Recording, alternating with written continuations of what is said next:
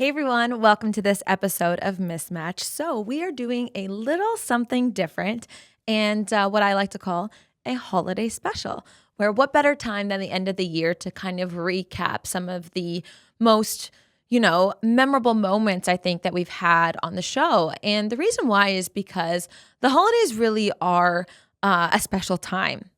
I like to say that they magnify everything, and that includes the good and maybe the not so good, the love that we have, the love that we possibly lost, and everything really in between. 'Tis the season of nostalgia, really, where old memories and traditions kind of sneak up on you. And this is one of my favorite times to remember those moments. For me, I grew up in a family where we always have two Christmases. We have one with one side of my family and one with the other. And it's interesting that now, being in my 30s and a lot of my cousins also in and around the same age, give or take a few years, that our traditions are slowly changing. My grandparents always used to host, and as they get older, it becomes harder. And I get emotional thinking about the holidays because I often think about celebrating what celebrating the holidays, celebrating quote unquote, looks like without them. And the reason why I think about that is because over the last few weeks, we've had some health stuff going on. And yeah, although it's very sad, I really hold on to those special memories of walking into their house and seeing all the decorations and the special treats that we would get and meals that would only be made on Christmas and presents and traditions around that. And I really feel incredibly blessed to have those memories, and I will hold on to them. And yeah, I mean, I feel so blessed that I even have grandparents. I know a lot of people don't grow up um, having those memories and stories from their grandparents. So this Christmas, I make the intention to really soak all of that in and appreciate it more than ever. And I encourage everybody else to do the same, is really, you know, choose one thing that you're especially grateful for, that you want to intentionally, remember, honor, and have gratitude towards, because we all know that gratitude is the answer for all things, to put perspective, to make you happy and again appreciative. And I think around the holidays, there are so many people really who are less fortunate than us. And so it's very important to remember those things. And for me, my intention and gratitude this year is definitely my grandparents, who are wise and full of knowledge and stories and definitely beautiful memories. I understand that in and around the holidays, it also is a time for grief for a lot of people to, recall the possibly hard year that was had, the loss along the way of this past year, whether it be a death in the family or to someone close to you, or even a relationship loss. I mean, it's crazy how the holidays just have this way of making every room close in on you. The walls all close in on you, and it feels like extremely emotional, and so make some time for you. Make some time for you this holiday season. If we've learned anything on the show, it's that self-care is so important. And I encourage you, to find your peace. I know that's a frequent word heard during the holiday season as well, is peace. Peace, joy, love, and those are words like that hold meaning. So just, when you see that, don't just let it kind of pass you by, but hold on to that. And what does peace look like for you? For me, this year has felt very chaotic, I think is the word I would use to describe this past year. And I really want to take the time to decompress, to journal, to center myself. And in the last few weeks, I've made an effort to try and do that. And to be honest, I've been struggling a bit. So I think more time with family and friends will help me do that. So I'm really looking forward to that. And yeah, but self care also for me, it looks like going to the gym. It looks like cooking home cooked meals. It looks like meditating. It looks like um, enjoying laughter, a lot of laughter around kids, around animals, and of course, family and friends. So, yeah, I very much encourage you to do the same. So, like I mentioned, December is really a month where unsolved heartbreak hits home. And with that, we're going to recap some of my favorite moments from our previous mismatched episodes that come from Jen Kirsch, that come from Haley Moltek, and Jackie Santon, and of course, Camp Heartbreak. Take a listen to this. Past couple months, I have never, Nicole, ever in my life had this sense of freedom and lack of responsibility to others but myself. I love that for you. I am not doing anything wrong. I've dated so many different types of people over the past couple months. Have fun. Like, a lot younger, a little older, band guys, a PhD student, like it's so varied, and I've never allowed myself to do that. And I'm so open to connection as long as it's real. And by that, I mean, like, I don't want to like just meet someone and go hook up and go home. Like, I want to have a deep conversation, like how we're talking. Yeah. That's what I want all my relationships and friendships to be. It should be. I mean, that's why they say your partner should be your best friend. What do you have with your best friends is like intimate, honest, vulnerable conversations that I think we forget are like just as important to have with a romantic partner, because often I think people maybe put like the physical ahead of the emotional part of it because it's just human nature. For you sure. know, it's Yeah. like I'm attracted to this person. This is what, but then you avoid the real stuff. And then when eventually, always the real stuff will come out if you're with the person long enough. And a lot of the time, that's when it becomes a shitstorm because you're like, I didn't know this, or this person is so unavailable emotionally or whatever. Well, like, let's dive into that, because I'm in a place right now where I'm doing the complete opposite. Like, if we're hanging out and we've hung out 3 times and you haven't cried yet, I'm not doing my job right. I love that so much. And I'm serious. And it's been a consistent thing, because it's just like, let's get like messy. Yeah. Like, open up. Yeah. Let's just, what is your story? What is your deal? What are your deepest wounds? And like, share them. Have people been like, what the fuck to you, of like, I like, this is only the second date, like I'm not going to spill my guts out to you? Or do you feel like people are more willing to kind of share and be open and honest in that way? I think because I've been open and honest, like from the get, very open to saying, you know, I've been single for 1.5 years. I was like celibate for over a year. I'm someone who's dated since I was 18 and been in serious relationships. I mean, you've met at least 5 of my ex-boyfriends. And you know what, Jen? I could say the same thing. Yes, I think you've met 5 of my ex-boyfriends as well. You know, I'm and I think that when I've shared that with men the past couple months, they're very impressed. Not only that I'm able to be so vulnerable and share that, but also that I did that for myself. And then I think, given that my line of work as a relationship journalist, and the areas of interest, which is like connection and love, loss, grief, moving on, all of that, it really opens others up too. I think something that should go mentioned that is, you know, one of my best friends was at the end of life, and I helped take care of her the last few months before she passed. Oh, wow. And that was around the time of, like, she passed at the very end of July. So because I was in that state too, and I love to talk about her, and I would be seeing her every single day, I would also be discussing that too. So you're talking about real life topics. I'm not talking about the Real Housewives, which is something I do love to talk about. Just it put me in a place to just take my time seriously. Yeah. So if I'm going to be chatting with someone, don't get me wrong, if we're chatting at a bar and a lot of drinks are being had, and I had plenty of those this summer because like grief is a messed up thing.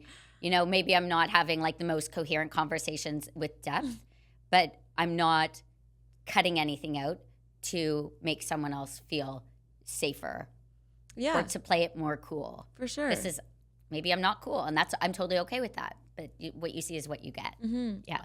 Of course, we know life is short and you have to live every day like it's your last, etc. But I think part of knowing that is also remembering that life is long. Like, if we're so Yes. lucky, people are living longer. We have very different ideas about what's considered, I'm putting air quotes around age appropriate. Hmm. But 30 is not what it once was, 60 is not what it once was. And so for people to be making those changes at like so many different ages, I think is the best way of seeing that, yeah, like cultural norms actually are shifting. They're not relegated to a younger generation that feels Right. that it's their inheritance, that everybody is benefiting from it as well. But I will say, we have so much to be thankful for in terms of where we're at with divorce and marriage and the family.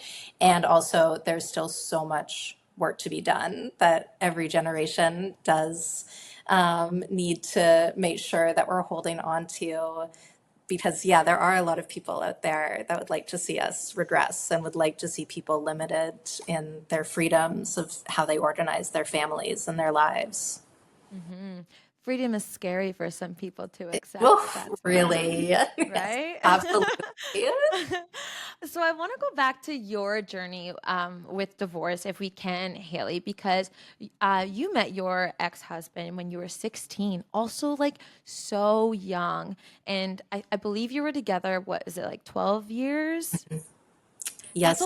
that's like you're like a child when you're 16, right? And it's like I think back to myself like being 16 and who I dated and like what that would look like now, and it's so hard for me to wrap my head around.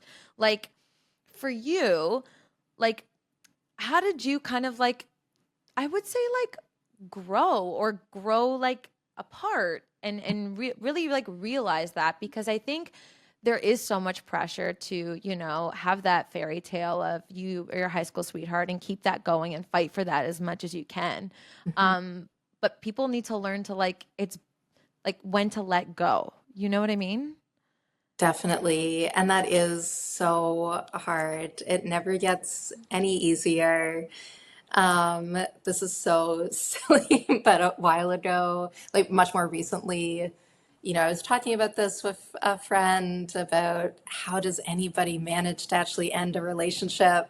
And I Yeah. literally Googled how to break up. That's not silly at all. People I feel like do that more often than you think. I was like, there's got to be a Reddit forum out here that can help us. Because, like, even me, like, I think maybe I've developed this reputation as, oh, she wrote a divorce book. She knows, but I don't know. You can read the book and you can see a lot of it was a fugue state where I know something happened, but I couldn't tell you the details.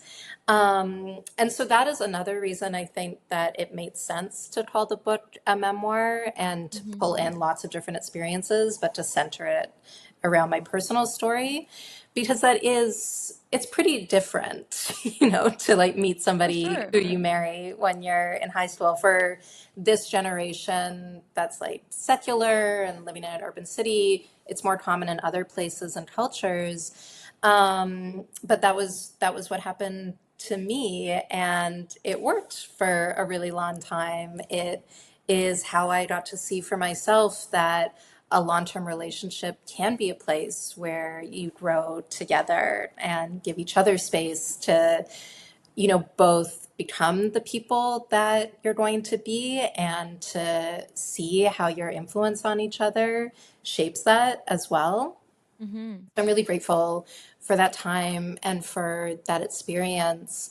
And also just grateful that it's funny, technically meeting someone at 16 and ending up married to them is very conservative, but just because of the demographics that I was in, it was quite different and kind of challenging to some people, which I write about in the book as well. So being in a relationship that I think maybe required, like up until we were 25, I would say it required some defending, Hmm. was probably good for me because now, it's not that it's not hard or like strange in its own way. But I understand the impulse for people to try and to try to understand your relationship from the outside. And I also understand the impulse to try to find the words to explain why you are or aren't staying in the couple that you're in. Yeah, if that makes sense. You know, like in Great Britain, they have like a minister of loneliness. I'm not sure what like the actual title is. They have since 2021 because they've recognized this as this big problem. And like in Canada, like, you know, we have so many problems and they're not spending. They're spending, you know, like they're spending a lot of money on all kinds of things, but I think mental health is like fallen back again. And like you can see it like downtown, right? It's like, Oh yeah, it's scary out there, and I feel so sorry for people because some people are like actually like scared. yeah, But like I find myself like looking at people and I feel sorry. Like it's Yeah. like I know you are the way you are because you don't have the help that you need. Yeah. Like, and there's not enough to go around. You know. yeah. And but that's what I mean is I think perceived need, right? We talked about perceived need. Yeah. It's like once we isolate that, and like who knows where those breakdowns start? But they honestly, I don't know these people's stories, and I don't want to speak to them all. But like obviously, like there could be trouble at home, and like what if For we can? sure, Like, I feel like most trauma starts like because when you're young, you don't necessarily have the tools to like cope. yeah, So people go like that's where, in my opinion, I mean, again, like I'm no expert, but from what I've seen, yeah. that's what it stems from. Well, I'll say like I remember when my mom was sick, and my mom basically like they didn't know she went in for a hysterectomy, and then they found cancer. What? Yeah, and it was like advanced. And so it was a shock to all of us, and obviously like we were to last my dad, so I think we were like, what the hell is going on? Like this is so terrible. Yeah. But I remember like they basically like you know you come home with your mom, and she's very sick all of a sudden. She wasn't sick when she left. Like we didn't know that she was. She was, but we didn't know. And like there really was no family support for like how do we deal with this as kids? Yeah. Because the family was around us, my aunts, my uncles, like everyone was there trying to help. But in reality, it was this like it was a huge mystery for like me and my sister, I think. Like, what do we do now? Like, because she's different, all this stuff's going on, she's in radiation and chemo, and it's like the fact of the matter is like we were never given the emotional support, I think, from like I guess I'll say an institutional level. Yeah. Where like we knew Professional. Yeah. where we knew what to do. Yeah. And so like, you know, I think the same thing happens with like a divorce. Like think about like two parents that might like dislike each other. And those kids, like how is that different from what we experienced? What is the age demographic who are coming to Camp Heartbreak? Right now we're like 23 to like 57 Interesting. for Camp 1. So that's a really interesting dynamic too, because people are coming from different places in their life and different experiences. What has it been like to like witness the camaraderie and like, well, it's sisterhood, because you said it's just been women, Yeah. kind of form at Camp Heartbreak? Well, full disclosure, we're going into session 1. So Okay. I'm about to see what's like how it's, but I feel like everything we've done so far is build a team that like will facilitate that kind of. Got it. You have things in place to like build that is what you want to do. Yeah, because I do think just like you, I don't call them vibrations. I call them like vibes or whatever. But it's like that kind of, that's what you want is people like, and that's who's involved. When I first drove up there, like I remember we were joking around with. How did you discover like the land? Honestly, it was the first camp? place I went to. Yeah? Yeah, and I just got there and I was like, this is perfect. Really? Yeah, I drove by a few other signs, but like I kind of messaged this guy a few times. And I was like, hey, I'm doing this idea. And like, what do you think? He's like, I really like it. Come on up. So I came up and like, I got there and like the counselors are chill. This dude's chill. There's like a dog running around. They had like a lunch bell. And it was like, I was like, yes, the lunch bell. Like the lunch bell was like so Pavlovian. I was like, I was 16 again, like at my camp. And I was like, I looked through a bunch of lists and eventually like I got to this one and when I got there, it was perfect. And like, they were awesome. Like I can't say enough about, because it is about like, that's my theory. For it's sure. about the people. I think so too. Yeah. Yeah. And you felt it right away. I think so. And like, I think not only did I feel it right away, but like everything started lining up. Like I just finished another contract and I was like, I don't know, what am I doing next? And then I sat down with some friends and we just started building the company. And then like over the next 6 months, it just kind of kept going and going and going. And then like 12 months later, I'm sitting here doing a podcast. Yeah. So cool. 12 months, probably an Oscar. Absolute. So remember us in this moment. Okay. I will definitely try. Thank you. Yes, thank you. Another theme that I'd love to explore is therapy and trauma. No, I laugh because it is like that has also been woven into so many of the conversations that I've had with so many people, which has made me feel a lot better, to be completely honest, knowing that I'm not alone. So I hope that you feel the same way in that as well. But really, full disclosure, I have started therapy again. I kept saying, I need to do it. I need to do it. I kept putting it off. And I finally did it. And I had my first session last week, and I have my next session in a couple days, and I'm very much looking forward to it. Having an outside perspective really is a game changer in how you see yourself and how you see other people. And it changes then how you're going to approach certain situations and people. And you know what? It's interesting. The therapist had asked me, why do you want to do this? And why do you want to do therapy? And I had said, again, I'm emotional. I had said, sometimes the way that I talk to myself or the way that I think, I would never wish upon my daughter one day. I don't want her to talk to herself the way that I do. And yeah, so it comes with making those choices and putting in the effort. And while hearing from people like Dr. Mary Moreno, Sarah Baldeo, Calissa Ngozi, and Dina Jackson can really help you out, I think. So before my ex and I had broken up, we did couples therapy. And that was my first time going to therapy. I was like trying everything that I could to make it work. I was like, clearly we're not getting anywhere. We need outside help to reach an understanding because we're both just bumping heads. So I thought an objective view and guidance would help with some clarity on how we could communicate better with one another. And ironically, in these sessions that we had with the therapist, it actually became very clear to me that he wasn't for me. And as we kind of went through week after week or session after session, it was like the answers to her questions. Well, number one, we discovered there was trauma, obviously, as a kid. So that emerged, but also that he wasn't willing to put in the work to get there. And that was enough for me to be like, if you can't make your best effort to be a better version of yourself, I'm not going to wait around and just take it anymore. And that was the sign for me to leave that relationship. But I continue therapy to help put myself back together because I just felt like the most broken and lost. And it was the best thing I think that I did for myself at the time. And I don't think enough people do it. Yeah, I think, thank you for sharing that, first of all. And you're saying some really important things. Sometimes I don't ever meet the other person, right? So if I only meet one person in that relationship, like I would have said to you, okay, Nicole, I just want you to observe. Just collect information from this person, right? And as you're collecting that information and we're talking about it in session, you're going to come up with your own, understanding and letting go. Right. And that this person is not for you. And then we would sort of dive into Nicole's things, right? Remember that early experience, that history, why does Nicole do the things that she does in relationships? When you have two people, so you said it perfectly, he didn't have the willingness. So you can't do relationship work the way it's intended if you both don't have the willingness, to do the work the way it's intended. For sure. I actually remember very clearly he said to the therapist, "You're wrong. I don't have that problem." And I just looked at it and I just shook my head and I was like, oh man, that just speaks volumes.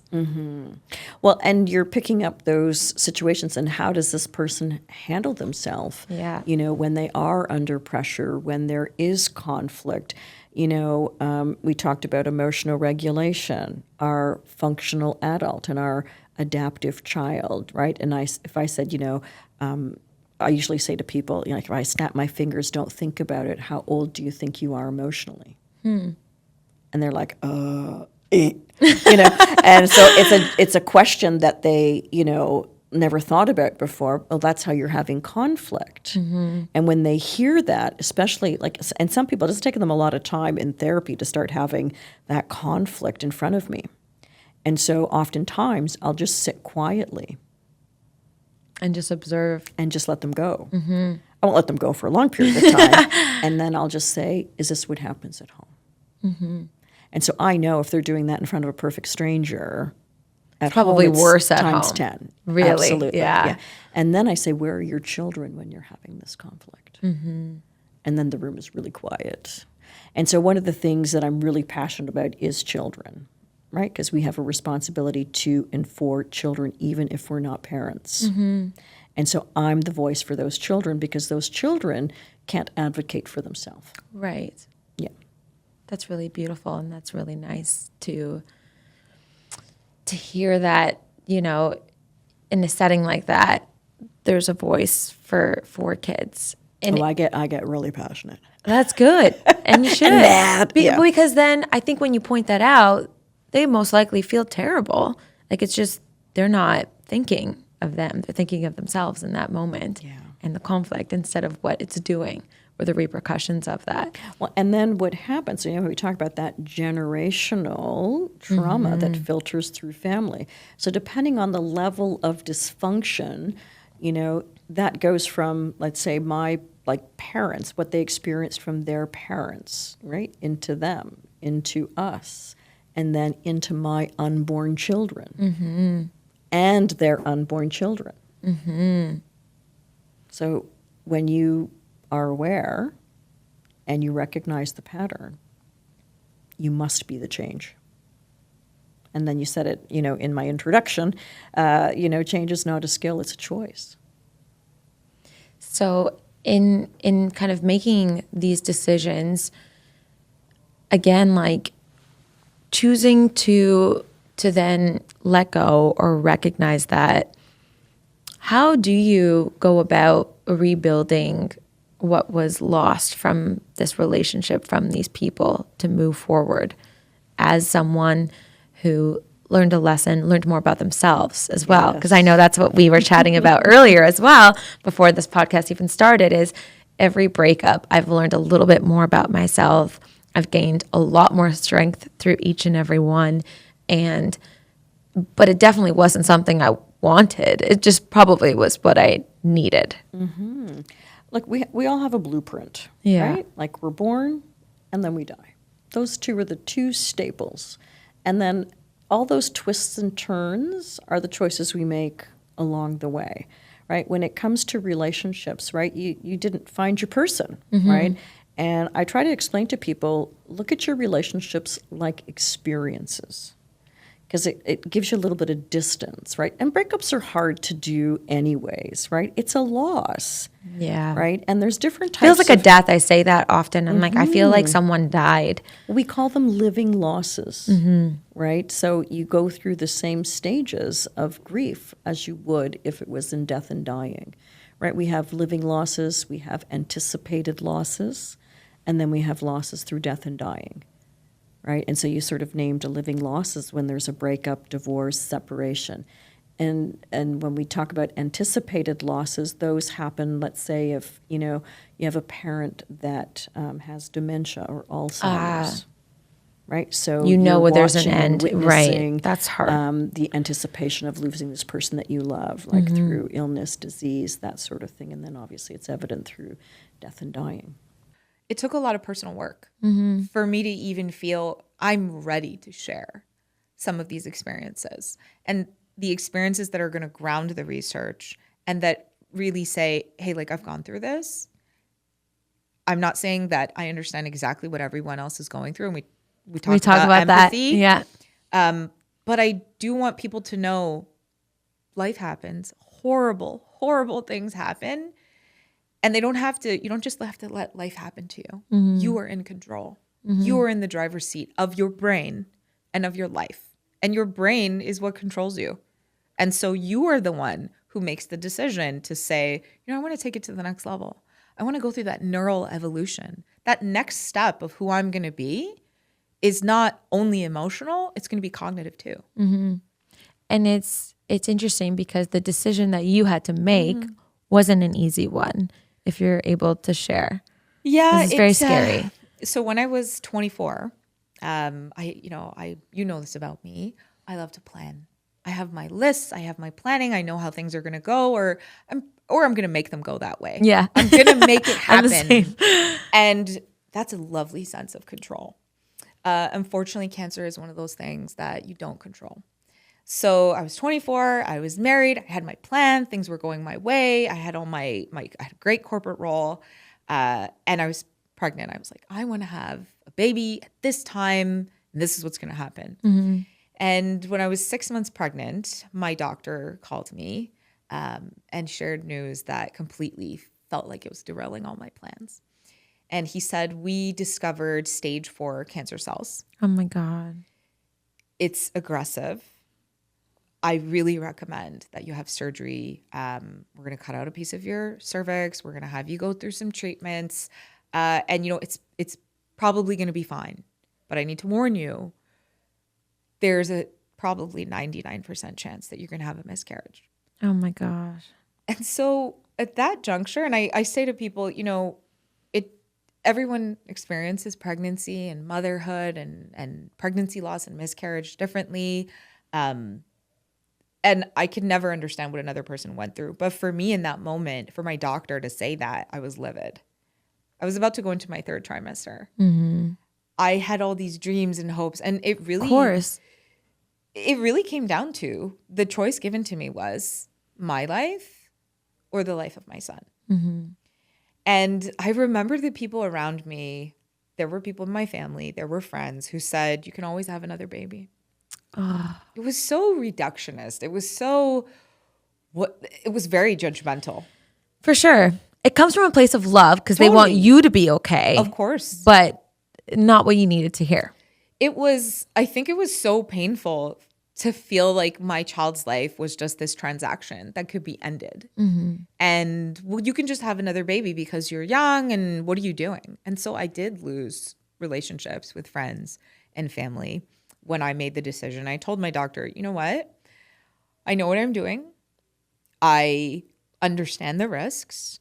I'm going to go through with my pregnancy and I will deal with the consequences.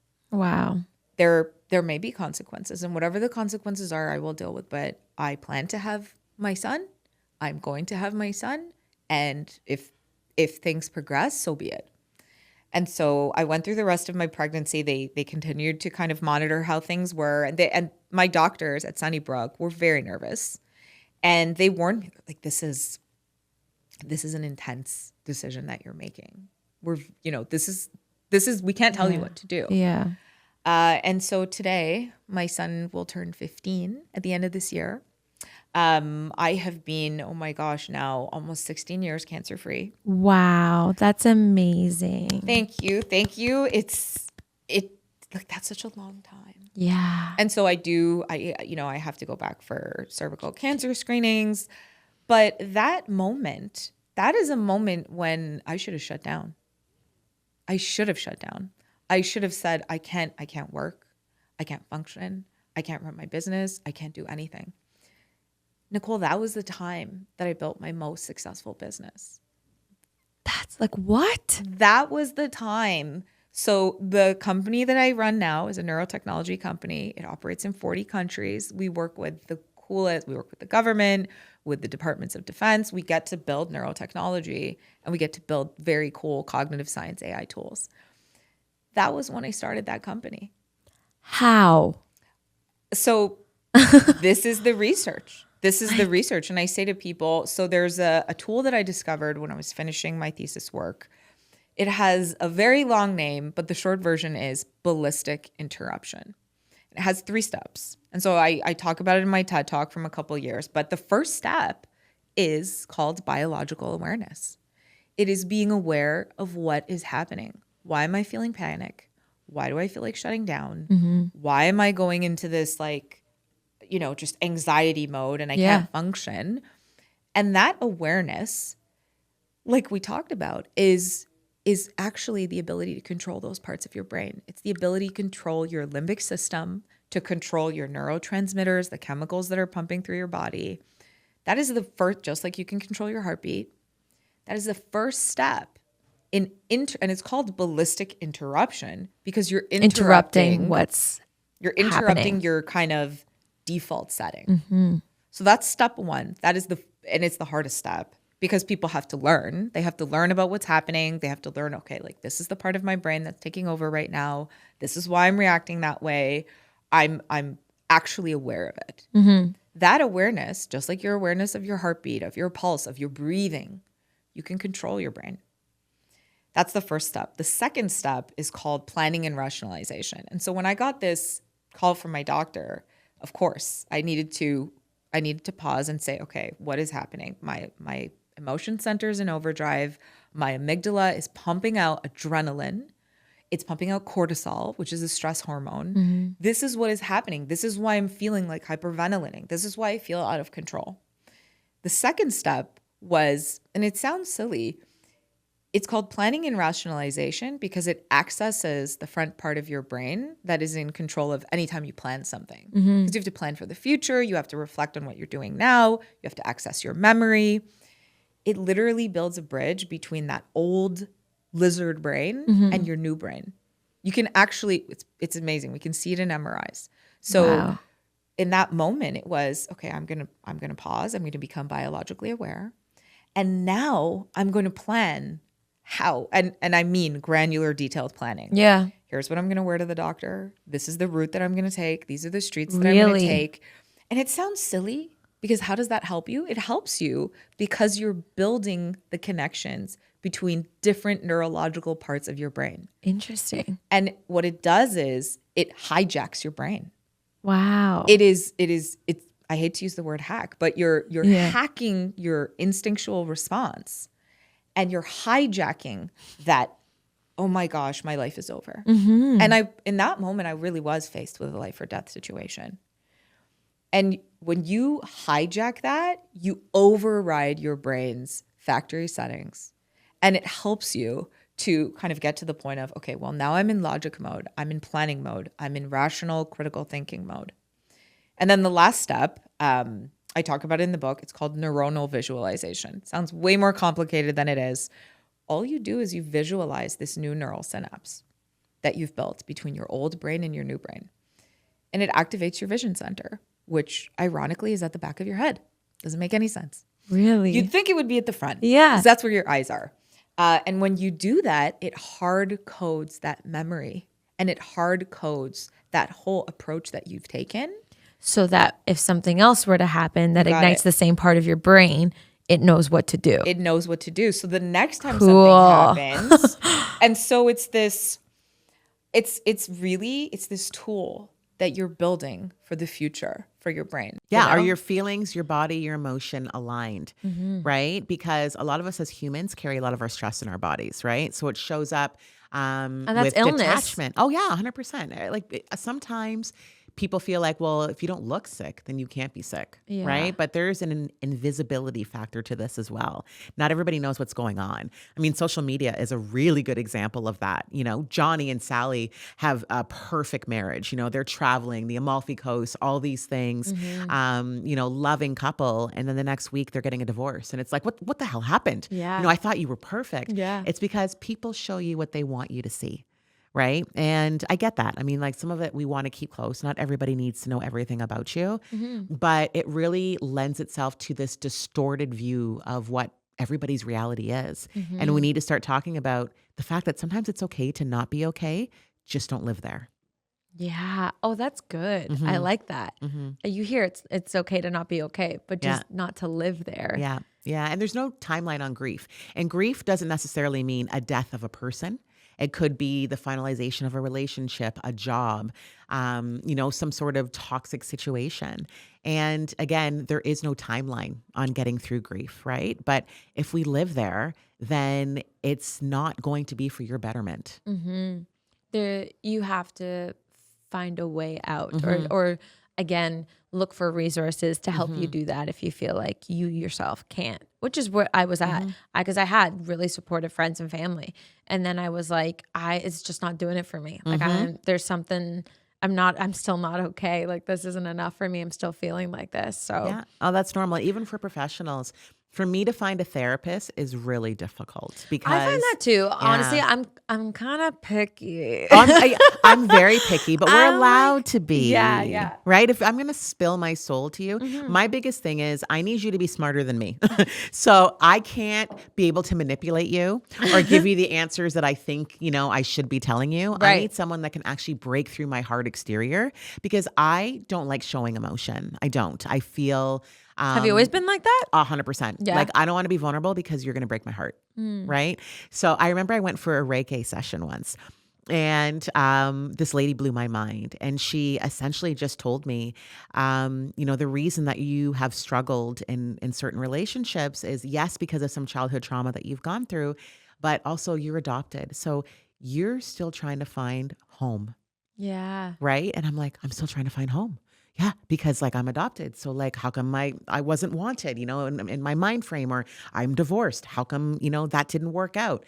So it's like trying to resonate and reconcile, all these things that are happening and trying to make them make sense.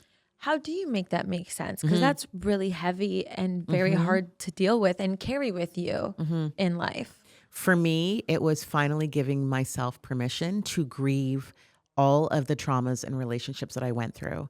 And also to understand that I need to accept apologies that will never be given to me. That's tough. That's really tough. It is. Can I ask, Calissa, do you know your biological mom? Oh, that's another podcast episode. You mentioned one of the hardships that you've gone through in your life is losing your dad. And so how did you navigate making people laugh, where you have to put this persona on, but then inside you're dealing with something completely the opposite of that? Yeah, I really appreciate that question. It was really hard. My dad had some liver and kidney issues. He also had type 2 diabetes. And so those were the things that contributed to his passing. So he was sick. Thank you. He was sick for about a year. And I mentioned that just to give some insight into it. But I was going from the hospital to go and do shows. My goodness. And that was not the right decision. Looking back, I realized that I was completely in a state of burnout and I wasn't in a place to make anyone laugh. And one time I left the hospital, went to do a show, and I talk about this in the book. I went on stage. I had absolutely nothing left in the tank. Like I was just saying the words verbatim and looking out at the audience, and the lights were in my eyes and it was silence, like crickets, because I had no energy. Right. And if a comedian is doing a performance and they have nothing to give, the audience is going to feel it. They may not know why, but they just feel it because it's not coming from a genuine place. Right. And so I was so burned out and just bombed. And then I remember going into a back alley afterwards to like try to collect myself. I was upset. I was like, how could I feel any worse? You know what I mean?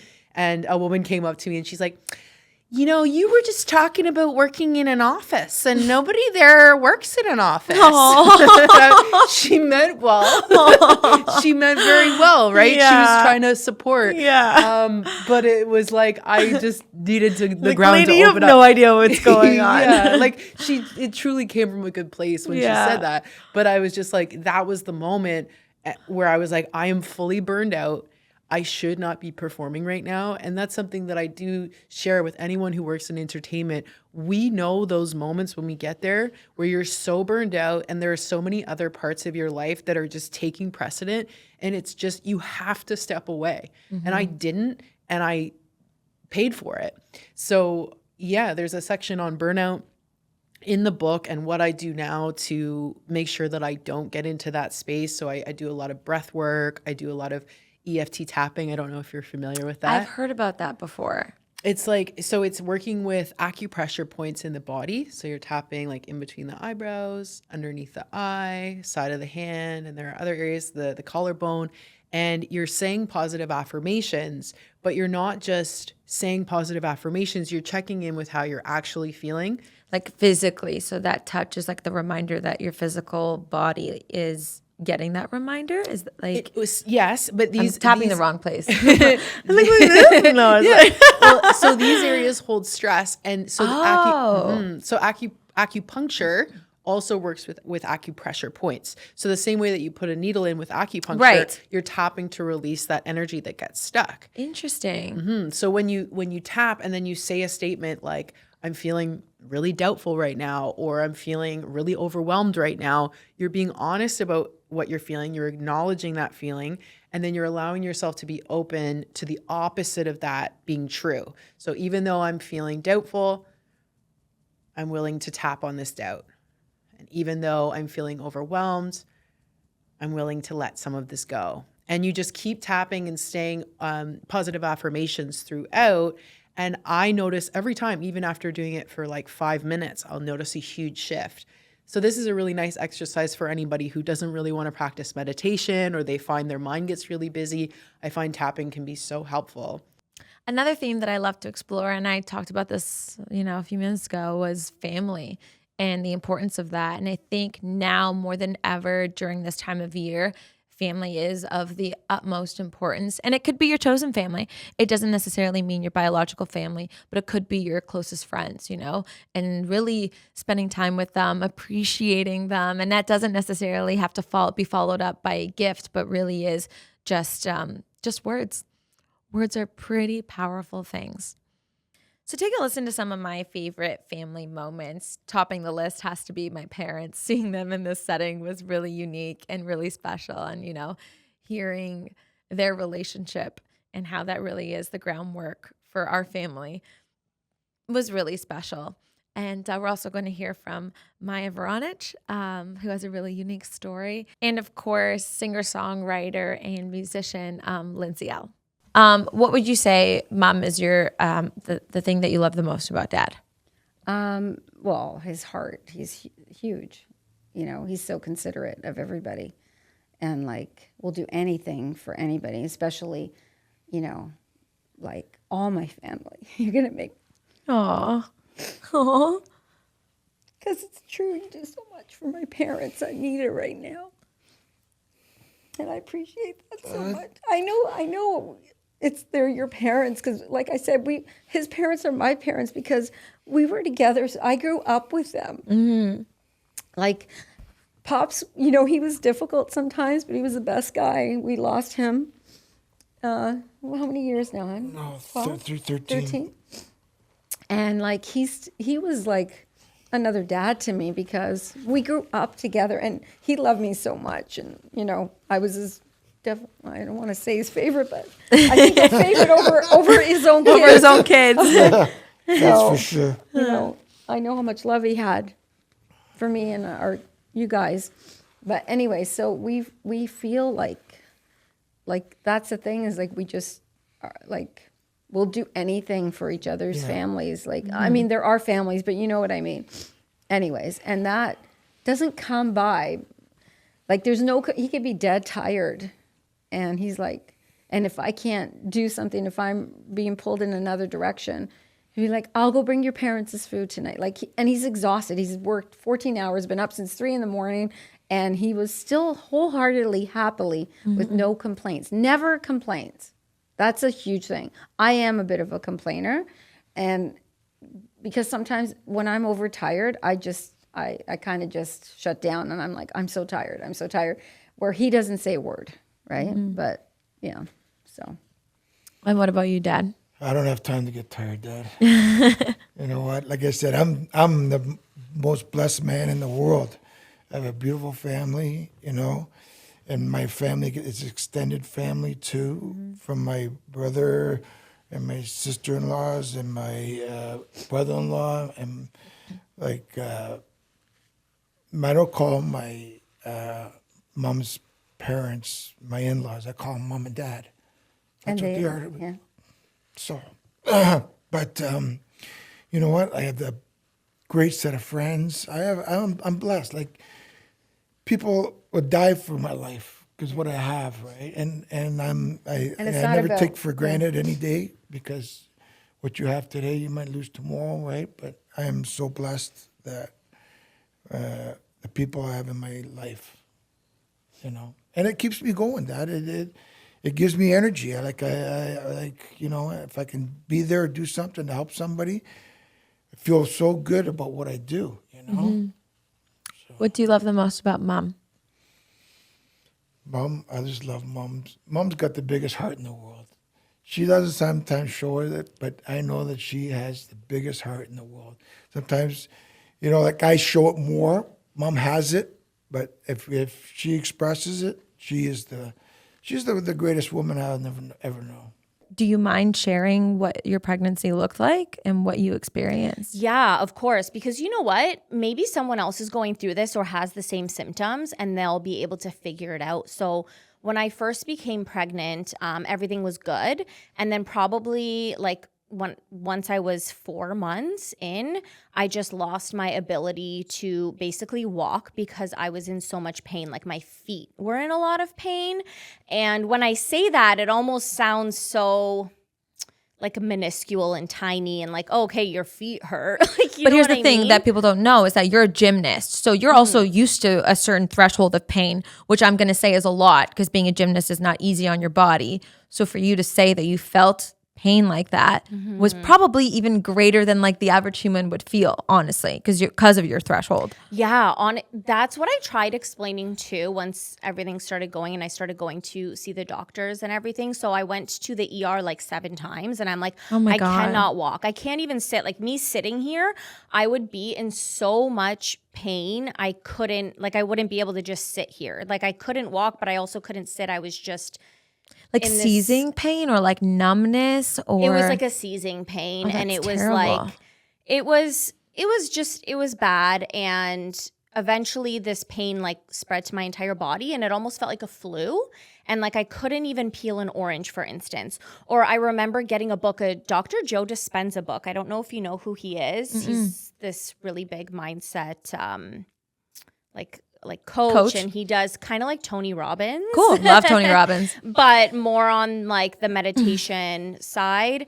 And I got one of his books because I'm like, come on, like there's got to be something that can help me. If doctors can't help me, there's got to You're be something. thinking like I can change how I feel with my head. Yes, that's Wow. the point I got to because I went to the ER like 7 times and the 7th time was they're like, you have our attention. I'll never forget that. And I was like, thank you. It took 7 visits consistently, but I got that book to try and help myself. And I couldn't even hold it open long enough to read a couple pages. Like my hands just seized and hurt so bad. So I gave up on that.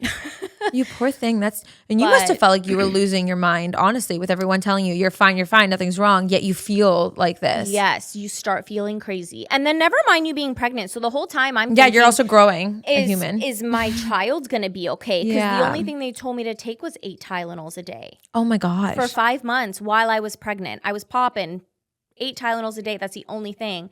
And it just brought the pain down from like, say like a 10 to like a 7. But they were like, okay, you're under so much stress and the baby's under so much stress, you have to. So that was in the back of my mind as well. So it was just this really hard and surreal time in my life where I think back and I'm like, how did I even get through that? But what it ended up being for anybody that's like, okay, Maya, get to the point. We need to know what it was. Yeah. It was psoriatic arthritis. So if anyone has an autoimmune disease or deals with psoriasis, it's a skin issue, I would just definitely get that checked. Yeah, it's almost like eczema. Wow. That was causing that pain for you. Yeah. And it was a rheumatologist who was finally able to diagnose me, but it took me seeing like so many different specialists and getting so many tests done. And that was the last one, like probably a month before I gave birth. Oh my gosh. So just if anyone ever wants to skip a step and be like, oh my gosh, yes, I'm feeling this or this is happening and I have an autoimmune disease, just get that checked out for sure. That must have been so hard and so scary too. Yeah, it was, like I said, it was so surreal. And even thinking about it, because it was 4 years ago, it's almost like I kind of disassociate with that now, you know, because I was just, well, and also it was you see your COVID. daughter now and everything else is like erased from that time, I'm sure, because it was like 100%. thank God, you know, 100%. And she's so healthy. And that's all you care about when you're of course a parent, right? The whole time I'm like, I just want to know that she's healthy. I just want to know she's going to be okay. And thank God she's a healthy little girl and everything is good with me. So I'm just on cloud 9 now. Good. I'm like, okay, it all worked out. Good. So Thank it's worth God. it. Thank God. I'm so glad to hear that. So your husband, was like super husband during this time. Just seeing his level of sacrifice through what I went through and his heartbreak was just completely different. Like that man was just as run down as me and more than I've ever seen him. And he was just waiting on me hand and foot, and he was working. And it was just, I never, ever, ever felt alone in any way. Like I could just share anything. I could feel anything. I could ask him for anything. And it was like the genie, like, poof, what do you need? Poof, what do you need? You know what I mean? Yeah. And he was just there. Fence sitter is such a cool title because in my mind, I'm interpreting it as like you're in the middle of who you were and who you're going to be. And that's sometimes like a very complex place to be in. Yeah. So what was the moment that you kind of felt, you know, this encapsulates where I'm at in life right now and what I want to like put out into the world? I love that you took that from the title. Okay, because- good. I was like, I'm scared to say this, but I hope you can say this as well. Honestly, like art is supposed to be interpreted however it hits you. And so I love that you interpreted it like that because that does represent kind of where I'm at in life. And I do feel like the past few years have been such a transition of you know, who I used to be and who I'm trying to become. And if anything, I think that that's something that all of us should try to constantly reinvent ourselves. But I actually wrote Fence Sitter about the question of if I want to have kids or not. Really? And it's also bracing the topic of like, okay, who have I been versus who am I growing into, and what does that person want, and what will that person potentially regret? And those are heavy questions to answer, you know? Totally. And when I was in my 20s, I asked that question a lot. Like, do I want to have kids? I don't know. And then when I turned 30, that question like started like blaringly be in my ears. If it's not my doctor, it's my friends reminding me. Completely. And let alone like all my friends getting married and Same. having babies or having multiple babies and just seeing how happy they are in their lives and being so happy for them and being like, wow, I still am not married and I still do not know if I want to have kids and I just don't have any of those things figured out. And so I remember walking to the writing session to write Fence Sitter being like, I really want to write this song of do I want to be a mother or not? And there's actually a Reddit board called Fence Sitter, and it is this community of 80,000 people talking if they want to have kids or not. Really? And I think it's the coolest thing. And if you're looking for a real good time, go on that Reddit board because it's just amazing of like every perspective of it. And like I don't know. And so it just inspired me so much. We needed to write it into the lyric. And then that whole thing inspired me so much that we called the song that, and the EP became that, because it's just been a question that at this point in my life, like as I've been through the past few years and as I've been stepping more and more into my own confidence and into more and more of like, okay, how do I actually feel? Like, what do I actually want to be doing? And that's a big question. And it will change your life, like in incredible ways, either side of that fence, you know? So I still am completely undecided. I don't know. Life is full of plot twists. So instead of fighting it and being afraid of it, I encourage everybody to lean in and hold on freaking tight, because it's going to take you for a ride, and be up for a plot twist every now and then, because it might just be better than the original story that you wrote for yourself. Thanks for watching and listening, everyone. Don't forget to like, subscribe, follow, comment. We want to hear from you, please, as our community continues to grow. Thanks for following along. We'll see you soon.